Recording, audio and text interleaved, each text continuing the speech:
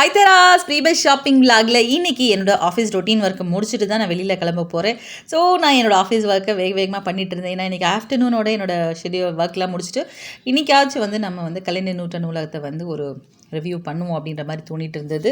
அதுக்காக தான் என் ஒர்க் முடிச்சோடனே சாப்பிட உட்காந்துட்டேங்க. பசிக்குதுங்க, மணி 2 ஆச்சுங்க. செம்மையாக பசி வந்தது. சாப்பிட விட மாட்டேங்கிற, வேலை கொடுத்துக்கிட்டே இருக்காங்க. அதனால தான் சாப்பிட உட்காந்துட்டு. ஸோ ஓகே, இன்றைக்கி எங்கள் வீட்டில் என்ன லஞ்ச், எங்கள் வீட்டிலேருந்து ரெடி வந்த லஞ்ச் என்னென்னு பார்த்தீங்க அப்படின்னா, பாவக்காய் குழம்பு, சாதம், அப்பளம் தாங்க. ஒன்றும் ஸ்பெஷலாக எதுவும் இல்லைங்க. ஸ்பெஷலாக எதுவும் சாப்பிட்ற மாதிரி தான் என்ன அப்படி ஃபோக்கஸ் பண்ணுறாங்க. அது பார்த்திங்கன்னா ஒரு பீட்ரூட் ஜூஸ். ஸோ சாப்பிட்டதுக்கப்புறம் எடுக்கிறதுக்கு சாப்பிட்டு முடிச்சு நேரங்களை நின்றுட்டு நூலகத்துக்கு வந்தாச்சு. அப்படியே ஒரு செம்ம ஜாலின்னு சொல்லலாம். ஏன்னா ரொம்ப பெரிய கேப்க்கு அப்புறம் தான் உள்ளே வந்திருக்கிறேன். ஸோ எனக்கு இன்றைக்கி ரொம்ப டைம் ஸ்பெண்ட் பண்ணது ரொம்ப பிடிச்சிருந்தது.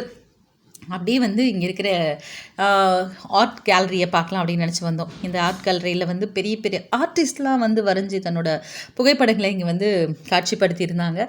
ஸோ அந்த புகைப்படங்கள் எல்லாம் பார்க்கலாம் அப்படின்னு, அந்த ஓவியங்கள், புகைப்படம் இல்லை ஓவியங்களை பார்க்கலான்னு வந்திருந்தேன்.